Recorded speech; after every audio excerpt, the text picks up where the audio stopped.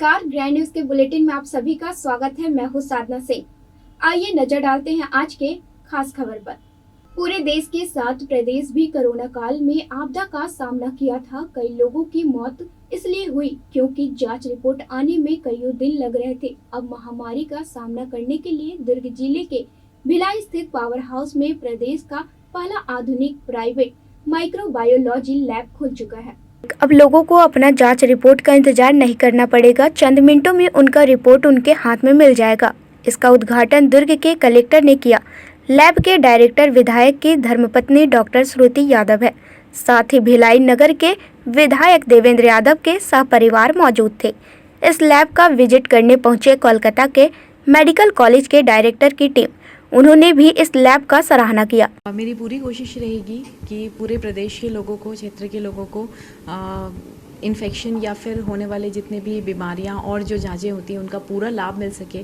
सारे स्तर के लोगों को उतना ही लाभ मिल सके। मैं पूरी कोशिश करूंगी कि अफोर्डेबल रहे हेल्थ सेक्टर, और ये मेरी पूरी चाह है, क्योंकि मेरा ये मानना है कि किसी भी क्षेत्र को बढ़ने के लिए 3 चीज़ों की ज़रूरत होती है, एक हेल्थ की, एक एजुकेशन की और सैनिटेशन की।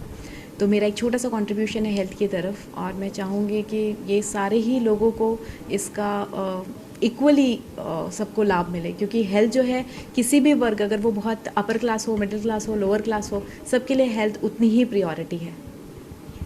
कामना बेटा, लैब खुला है, सबको लाभ दे, खुश रहो सब लोग आके यहाँ पास में, है ना, दूर जाने से पास हो गया आप लोगों को। नमस्कार, मैं डॉक्टर शंकर सेनगुप्ता। मैं स्पेशली बधाई देना चाहता हूँ डॉक्टर श्रुतिका तांबे को, क्योंकि उन्होंने जो लेबोरेटरी बनाया इधर वो स्पेशल लेबोरेटरी है। हमारे देश बहुत बड़ा देश है, लेकिन हमारे देश में इन्फेक्शियस डिजीज़ और बैक्टीरियोलॉजी लेके और वायरोलॉजी लेके लैब बहुत कम था, और एक्रेडिटेड लेबोरेटरी बहुत कम था। सबसे बड़ा प्रॉब्लम आया जब कोविड आ गया, तब हमको पता चला कि हम लोग कितना पीछे पड़ा हुआ है।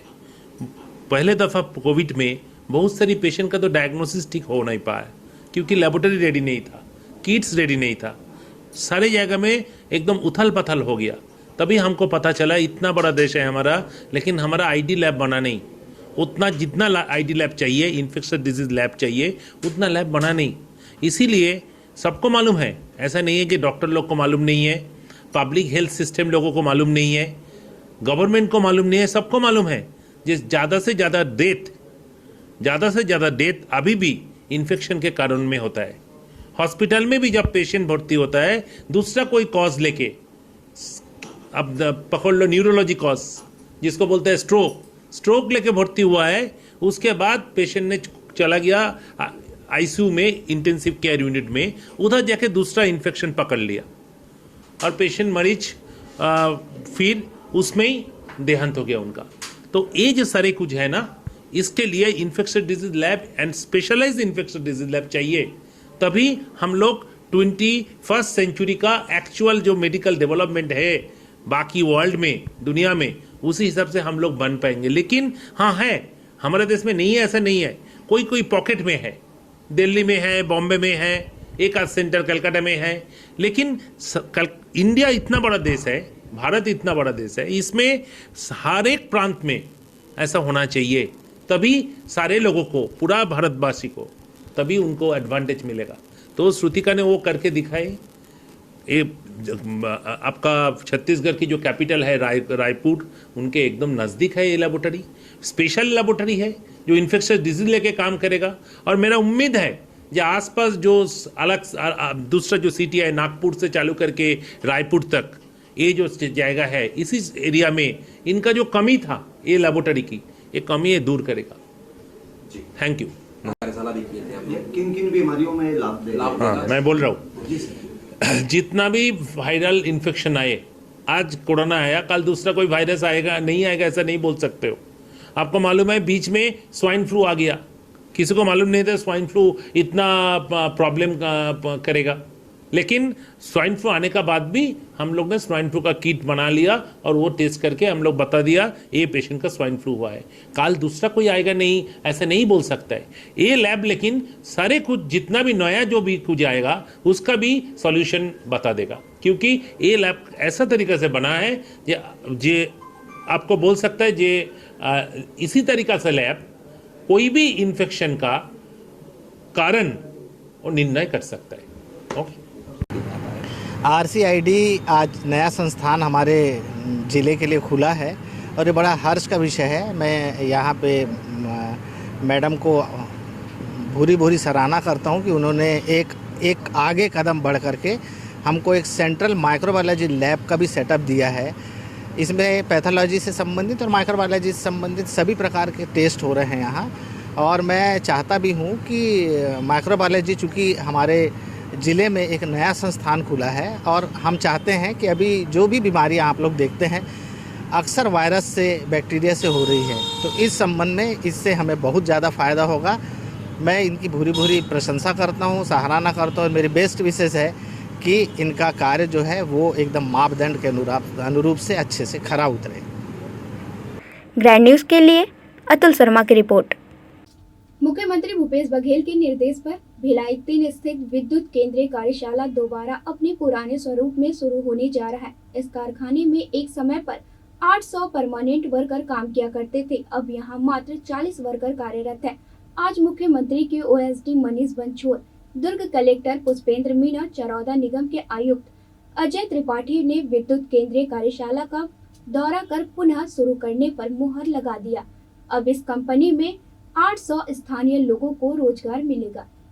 कलेक्टर ने अधिकारियों से वर्तमान स्थिति की जानकारी ली। अधिकारियों ने बताया कि 2007 तक इस यूनिट से ट्रांसमिशन और डिस्ट्रीब्यूशन दोनों की सामग्री तैयार होती थी, तब इसकी क्षमता 20,000 टन थी। 2007 के बाद डिस्ट्रीब्यूशन से संबंधित सामग्री बननी बंद हो गई। अब उत्पादन 700 से 800 टन रह गया है।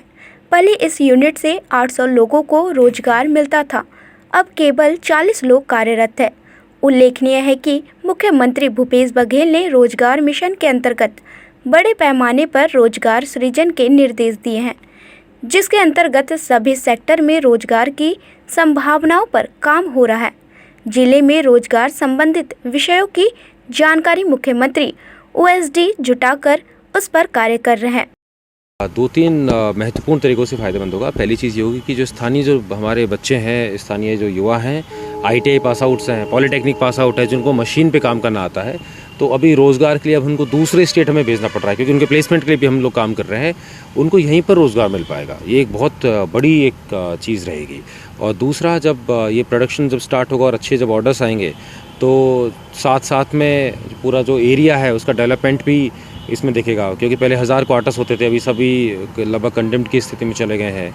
जो स्टाफ थे, पूरा एरिया, जब इतने सारे लोग आके जब रहेंगे तो ओवरऑल जो मार्केट है उसमें भी असर पड़ेगा। लोकल जो डिमांड है उसमें लोकल जो परचेजिंग पावर है उसमें क्षमता भी बढ़ती है। तो ओवरऑल क्षेत्र के लिए बहुत अच्छी चीज़ होती है अगर एक इंडस्ट्री अच्छी सेटअप हो जाए। ग्रैंड न्यूज़ के लिए भिलाई से अतुल शर्मा की रिपोर्ट। छत्तीसगढ़ के उद्योग मंत्री कवासी लखमा ने भिलाई प्रवास पर बीजापुर के कांग्रेसी नेता के नक्सलियों के साथ पकड़े जाने पर बयान दिया है। उन्होंने कला मंदिर सेक्टर 6 में कहा कि हमारे पास दूसरी जानकारी आई है, जिस कांग्रेसी नेता को नक्सलियों के साथ पुलिस ने पकड़ा है, दरअसल उसे नक्सली उठाकर ले गए थे। कांग्रेसी नेता के भाई ने इस संबंध में थाने में शिकायत भी दर्ज कराई है। कवासी लखमा ने कहा कि मुख्यमंत्री भूपेश बघेल के नेतृत्व में यहां नक्सल समस्या दूर हो रही है। नक्सली सिमटकर एक कोने में पहुंच गए हैं। छत्तीसगढ़ सरकार का एक ही मंत्र है, विकास, विश्वास व सुरक्षा। प्रदेश में चौतरफा विकास हो रहा है। इस दौरान कवासी लखमा ने केंद्र सरकार पर जमकर हमला करते हुए कहा कि केंद्र की मोदी सरकार लगातार बड़े उद्योगों को बेच रही है। हमारी सरकार स्थानीय उद्योगपतियों को आगे बढ़ाने का काम कर रही है। आज हमारे सरकार में जो नीति बना रहे हैं, 15 साल में कोई सरकार इस ओर में नहीं दिया। भूपेश बघेल को मैं बस्तर के जनता की तरफ से बधाई देता हूं। अब नक्सली लोग सब बिना लड़े, हम लोग एक ही मुद्दा है, विकास, विश्वास और सुरक्षा। उसी मुद्दा से लड़कर हम लोग अब सफलता पाए हैं। आने वाला समय में भी इसका आगे बढ़ेंगे, सफलता होगा। वक्त हो चला एक छोटे से ब्रेक का। बने रहिए ग्रैंड न्यूज के साथ। खबरें और भी है, ब्रेक के बाद जल्द मिलते हैं।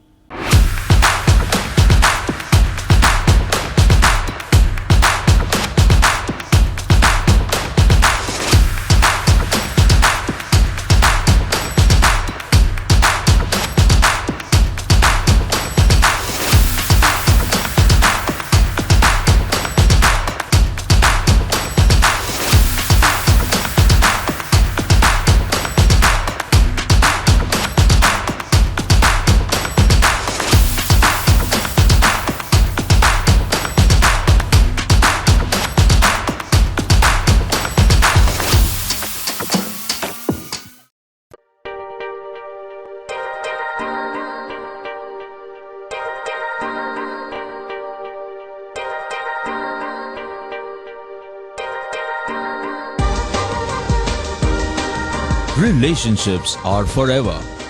Out of all loved ones, your children are most precious. One of our biggest dreams is to give our children's marriage the top in luxury and facility.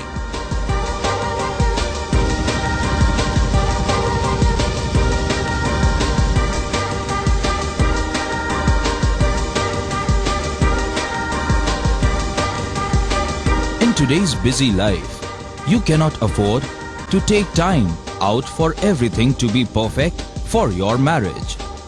And you cannot compromise on quality of service for your guests.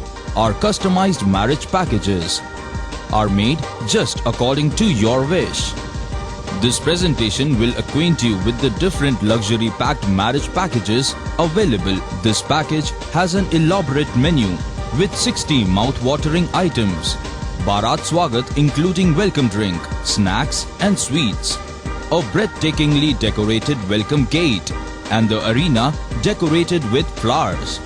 To give you the best colors in view, we organize special light effects for all areas.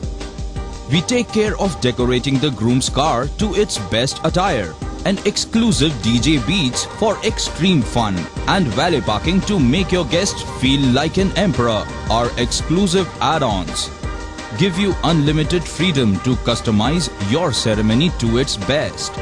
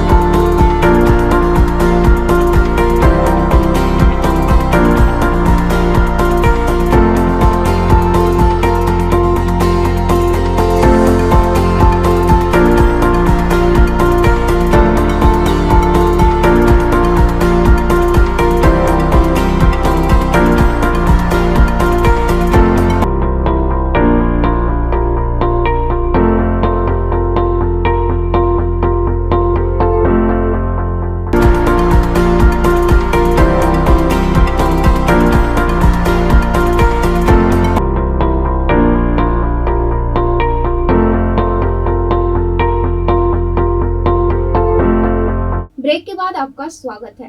दुर्ग विधायक अरुण बोरा मंगलवार को JRD school पहुंचे, जहां विधायक ने बच्चों के साथ छत्तीसगढ़ के खेलों को खेला और बच्चों को खेल के प्रति उत्साहित किया। छत्तीसगढ़िया खेलों को बढ़ावा देने प्रदेश के मुखिया भूपेश बघेल ने पहल की है। इसी के तहत प्रदेश के सभी स्कूलों में छत्तीसगढ़ी खेलों की शुरुआत हो चुकी है और स्कूली बच्चे भी छत्तीसगढ़ के पारंपरिक खेलों को खेलकर काफी आनंदित हो रहे हैं। छत्तीसगढ़ी खेलों को खेलने बच्चों के साथ आज दुर्ग विधायक व महापौर दुर्ग के जेआरडी स्कूल पहुंचे, जहां उन्होंने बच्चों के साथ भौरा बाटी, लंबी कूद जैसे अन्य खेलों का मजा लिया। बच्चों ने भी खेल मैदान में गिल्ली डंडा, कबड्डी और दौड़ लगाकर अपना हुनर दिखाया।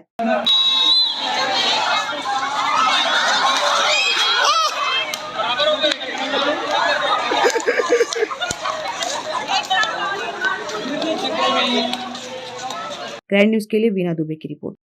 दुर्ग जिले के ग्राम हनोद में बीती रात एक पिकअप वाहन गांव के घर में घुस गया, जिससे घर में बंधी गाय की मौत हो गई। वहीं 2 लोग घायल हो गए, जिन्हें उपचार के लिए अस्पताल भेजा गया। घटना सोमवार देर रात्रि की है, जब एक पिकअप तेज गति से गांव के घर में घुस गई। वाहन की गति इतनी तेज थी कि वह दीवार को तोड़ती हुई सीधे घर में घुस गई। ग्रामीणों का कहना है कि ड्राइवर ने अत्यधिक मात्रा में शराब का सेवन किया हुआ था, जिससे यह हादसा हुआ। घटना की गंभीरता को देखते हुए ग्रामीणों ने वाहन चालक को पकड़ लिया और पुलिस के हवाले किया है। आगे की कार्रवाई अभी जारी है। ग्रैंड न्यूज के लिए वीना दुबे की रिपोर्ट। राजनांदगांव जिले के डोंगरगढ़ क्षेत्र में लंबे समय से पट्टे की मांग कर रहे लोग आज कलेक्ट्रेट कार्यालय का घेराव करते हुए स्थायी पट्टा देने की मांग की है। लगभग 40-50 परिवार के लोगों ने ज्ञापन सौंपकर शासन की योजनाओं के तहत मांग पूरी करने की गुहार लगाई है। राजनांदगांव जिले के डोंगरगढ़ क्षेत्र के वार्ड नंबर 2 निवासी 40-50 परिवार के लोग आज कलेक्टोरेट कार्यालय का घेराव करते हुए पट्टे की मांग करते हुए ज्ञापन सौंपा। इस दौरान वार्ड के लोगों ने कहा कि यहां हमारा परिवार 40 से 50 वर्षों से निवासरत है, इसके बावजूद हमें अब तक पट्टा नहीं मिला है। वर्ष 2019 से उन्होंने कई धरना प्रदर्शन और आंदोलन किए हैं और अब दफ्तरों की खाक छान रहे हैं। मेन मुद्दा है डोंगरगढ़ की अल्पसंख्यक जनता जितनी भी है, जो सामूहिक जनता यहाँ पे आपके पास सामने दिख रही है, सारी जनताओं का एक ही मांग है कि इनको पट्टा चाहिए।